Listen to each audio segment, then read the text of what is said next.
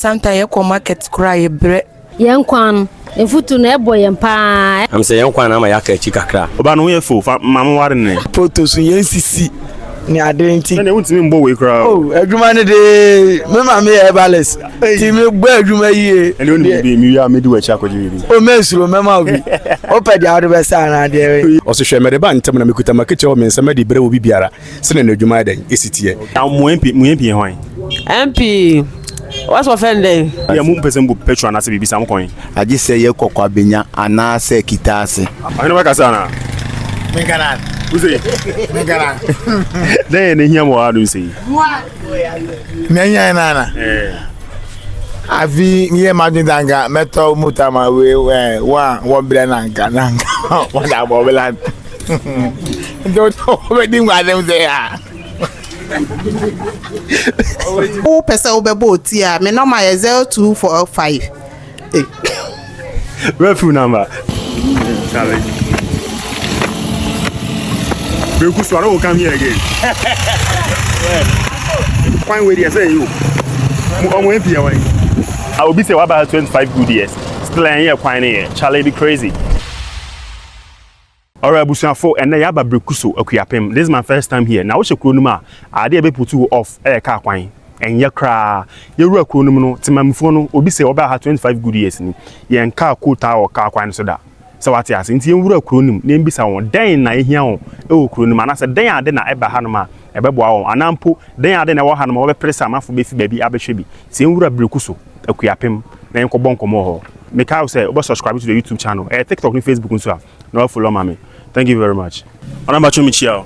Pacho mi jesu. Ti na ya ba brekusu nti de na wo hwa e ba hanom ana se de na hia mo brekusu a pese mpanifo ana asanyefo no eye mamo. Sesia ni ayehia ne se yenkwan efutu na ebo yempa e ma nye kura enye nti mombo a yesra mo a. Mo MP hwan wa. Ye MP no oyobia oye nidindi. Ase wo twani tibisa no. Okay, me refinit ba ya me hu. Adwa bibisa Sa han mo henen de mu sha na de vision mu adonten mu ka abrufun. Da bi ya tiw ya ho yanka abrufun. Na mu ka mu ye den fo mu sha info ase. Enu de mi sheda nim na mum no ye akuapim sa ti hana ye. Se mu adonten mu ka adonten wana mu kana. Mi sheda no mi fi kro mu ha. U fi fa. Mi fi tesi. Mimi we enkran ni. Okay. Say am say ha ba enkran. Nti enkran kro be na ben wa.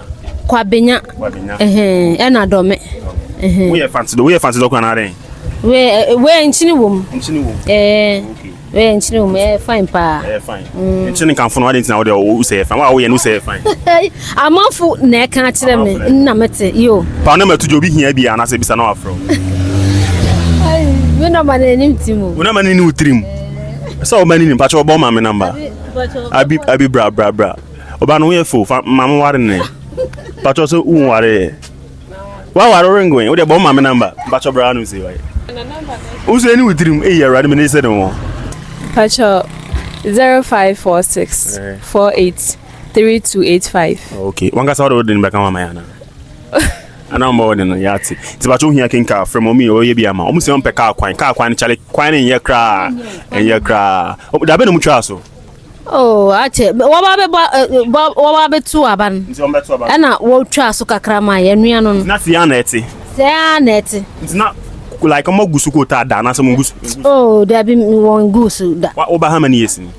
25 years ni. Oba ha 25 years ni. Na ye gusu da. Won gusu da. Wo gusu a bepim kwabenya abu obom Johnson abon Johnson. So what o yen kan. Ho nyina. Da bi efi wo fanda abon Johnson de bahanum na. Na ye kra. Okay. Timpanyi fu yesra mo brekusu kwan no. Maami ni say oba 25 years ni yengu kwan no so da. Wo gusu da kra nti yesra wo. Yan kwan de nti ama lolo fe ne bo ye den. Pa ye. Lolo fe okofa no makakre bia bebre lolo fe bebre nti yesrem won ye maye na yeso ye ho ntoye acho da se pa mu pe marketing maye na ye ho ntoye hu marketing so a ye hia market pa tiam ko diga wen Dome na yeko. Any Accra. Mo de mbibia ye nkana mo ben kran bia mo konkran. Accra ne dome nko na yeko. Na yeko dugawo. Yati. Yerase. Yo yes yerase. Ampani pacho bia bokode. Adoma wo nyoko adom. Okay, nti na ye do brekuso den na wo hwa e ba brekuso be boa ma brekuso kro no so atumpo. Me say si nya bank wo ha. Ebe boa ye papa. Ebe boa ma ye ndwumede ye di no so. Ebe ye kama na. Yeah, upese uko bank. Where is the nearest town or bank one? So far just uko Domi. Domi. Domi answer. Mo de meti ase mo ben Accra nti bibia ni a Accra na moko. Oh yeah. Accra because we finish never ha na first eastern kura obi hu ansa na what. Akwa say Peduase other side won't na man for bibi na afa ono. Say kwan no enye ni ntia because how shortest way. But na me say kwan enye ni ntia mo kofa other side. But anka kwan ye di anka na usu mo na say street na. Nti kwan we e wo hono manka Muslim kwan yusu Peduase every kwan anka ha ye na be fa. Obi yusu ha ne more because how short kura. Nti ha kwan enye ntia mo kofa Peduase so kwan ye tintintin. Ibisa wo say kwan no ngusu da. Oh, o me gusu emre bi kufa abreso mo gusu emre bi kufa time mo gusu emre bre na mo ye Peduase ho no mo kwan no o mo daveti kwan ne fa ha nti enso mo daveti fa kwan ko David enso mo daveti fa na kom o mo daveti fa no be gusu kakra me hwe akua pema se yi mafim kra o kra ne de ene de ye o mo yi afim kra empuntu djuma no de akachi wa ha by the way o ka se mo ko bank o domi no aha domi ene abri enfa ne ben oh so far the domi ye fast chain abri penye da spa ba che frost me pa cho me de osomafo sami Osmaf ado yon hin bia na service Davi me yosempakani sofo also na listen the one go so be sure pa cho me advertise me sabatini me ko Saturday yeah okay yati ase enti then I ton fa no matuja meton empoboa me sanye mumu I say mobile money and meton mobile phone accessories meton jeans ni nyoma se bona man obi hia bia 0244 236904 Sako 77 Enterprise. So when you come person here also my way quotation back can be far easier so no be short. Trianko kono ma yeti asese emra ye wo musisi ane de ye we emre nti e wo se onipa bia adwere hye kwan wati asese enche na ne obeba na ade aba nti obere bia wo bia no na wahwe ni because according to Revelation chapter 22 verse number 12 no also hwe mere ba ntem na mekuta makeche o mensama di bere wo biara sene na adwuma ade esitie nti wo obere bia ne na mo bia wo bon o tulu wasase we so no daache bia obenya so aketu nti ana wahwe ni Mate ya here if we born be ajai also here as if bada bacho bia boko adumo na mo so e boko nti ene ye obreku so dan ade na wo hwa mu hia wa breku so de yen kwan na na ehia yen se motimi momodin se moye kwan na mayen keke kwan na ye problem yen ka se ye boye homodan nti se kwan na ye okede a bibia be ye oke obreku so amayen mate na mo MP hwan MP what's offending madam me ni wini mo MP ni so boni di na manfun se mo MP ni nti madam MP ajua what's offend ajua ba me de ajua Laurentia ba me de kwan na mo ye ni ti meja abato dada nti me de mento aba nti MP fu minimum din mento aba madam kabibi kan you hear obreku so me so ekwan na ehia me se kwan no moye maya ye ho beto yen wa ye nkuro no so betu mpon ama kwan nti ama ye nkuro no enko nanim na ete na ete nti momodin ana mo be ye maye ti ma wo ye hairdresser for no ma tuje bi obi pese obuku ana service me ye hairdresser nti se wo pese obebo oti a me no ma ye 0245 refu number kaka uchi okay 0540 317063 me normal Madam Pachobaka sir Madam Kabibi I'm sorry, I'm not comfortable. You're comfortable. Okay, sorry. Pacho that's pa. Open me chao. Me Joso bro. Ti na ya babreku so den na wo hwe babreku so kro no abebo ma kono so atumpo. Ye nkuro no ye hia niama bebre. Badi titru a ye hia sisi anka be bua ye youth no especially ye lolo kwan. Ye lolo kwan titru no. After that no filling station. Muni filling station. Yeni filling station. Ya mu pese mbu petrol na se bibi sam coin. Aji se ye kokwa benya ana se kitase. Abenya na kitase fa na wa from. Kitase wa. Ba ya hanu so no kwan ne nye. Nti no ebi wa okwa na otaya akọ pai. Eh, motai nya timi pai. E tumi pai. Na kwan ne kra. Nye kura. Nti na no sa no ka mba bua yan wo sa kwan no so a. Alright. Ke ni bejipa. Era se. Opanyi kabibi brosu.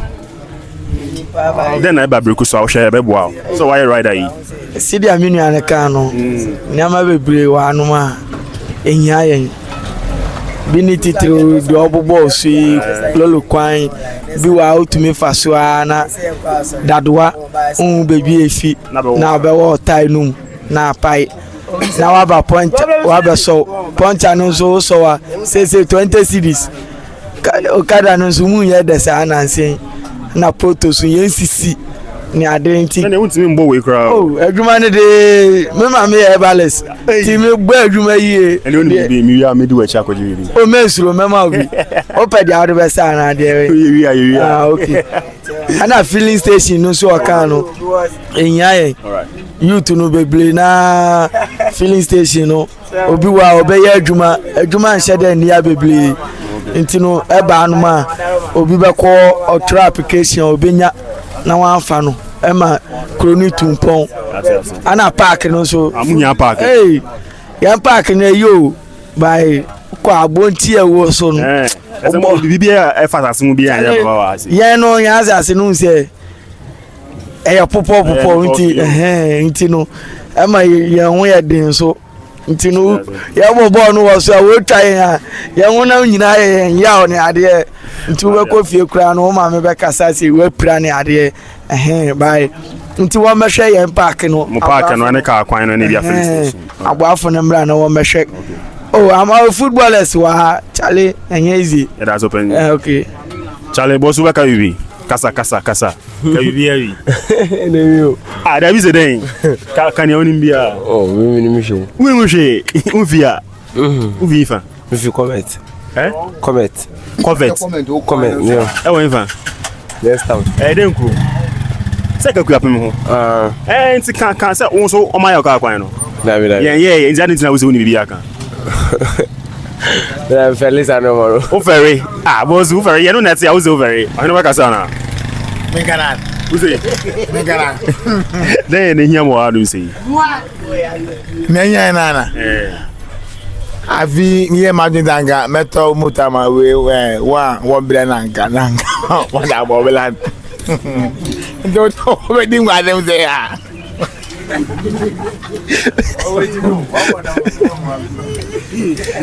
Chale mogo afro me acho bi aboko. Nyame adom bi aboko na mpacho mo swen. Bibi aboko. Nti wo hwa brekus wa dan ade na ehia mo ha mo pese impanyifo anasa ba ne yema. Yo ne da ye kuma super ye kwan no. Se wo ye kwan ne maya aha bebie ani adwuma. Kwan ne su nenam no nkofu su ba bebie njuma bebre wa ha. Me ne man bi kasa wo se wa ba 25 years ni ngu kusoda. There be ampa. Isi ya na da biati. De bia se ya na eti. Sometimes ye ko market kura ye bre ka ho because of kwan no nti bo a enti se wo je nyina no waji. Na ade nti na edu ma me ni se den time be to aba na o me ka se o me ye kwan no me twa so kakra. Nti ade samo nka nkyere mo se ono na o mo ye ma mo na se bisa. Wa kwa won so omo we ni wo Ashasi junction wo mo warehouse omo niema no ma omo ye demonstration kwa ko omo so o me still omo anye nyame hwa ye de da makoma so pa ye ka kwan no kwan na ye problem ye we se kwan ni ba adwuma beba aha bebie nti kwan no na ye problem ya so apart from kwan then ade biem na wo brekus wa obe pesa man for be hwe more tourist places bi wana se mo ebisa wa ye ni baby sa apart from Ashasi school na wo hon akwan no kwan yen so be den kwan sa na obi kra be ye bibisa anti aje na meka na je kwan no okay that's pa e frozen if I'm sister chire na say panyi bia wo gode nyame adom ya woko tene ya bedu brekus so den ade na wo hwa e ba ha no rebo amakro no so tumpom okay that was it me didn't do asamo dey me nyansem ne de am say yen kwan na ma ya ka chi kakra because yɛn nsase bebree no ɔma totɔ ebi mpɛ sɛ ɔmo yɛ project ahorow bebree na mmom yɛn kwan nti obiara ntumi mba filling stations ne ade koraa nso kwan ne ba yɛbɛma yɛnyanya saa no mu ndwuma no a yɛn nso yɛbɛnya adwuma ayɛ wɔ na mo de akɔto ayinfo mpanyinfo nim ana sɛ MP ne assembly man sanko mo de ato mo nim la MPC ne de bebree ɔmo bebree ɔbakɔ ɔbɛhyɛ yɛn mbɔ ayinfo yɛawɛ nti ne de yɛako ho saa ɛyɛ adwuma obi aba ɔbɛhyɛ yɛn mbɔ na eduwa na wadan na akyi akyerɛ yɛn pani yɛ da sepa pani mi chia o bɛgye so tiene yɛ do breko so dan ade na ɔhwɛ ɛba ha no ma na sɛ dan ade na mu hia wa breko so ase breko so ade yɛn ha ka sɛ pa ɛyɛ lɔre kwan no neto so bi ɛyɛ nnwuma neto so bi yɛ den nnwuma okay yeah ɛne ade yɛ ha yɛn pa okroma nti wo hwɛ dan adwuma na bi bia wɔ ha no bi tena boa youth na sɛ bi sa okay nnwuma de bebree nnwuma de sena yɛ na enimu nnwuma de bebree ne hia wɔ okroma no but especially pa me amitiwe pa ade ha yɛn pa yɛn kɛse pa yɛ lɔre kwan no yɛ kwan na yɛn major issue pa yɛ face okroma no bɛnyɛ da aspa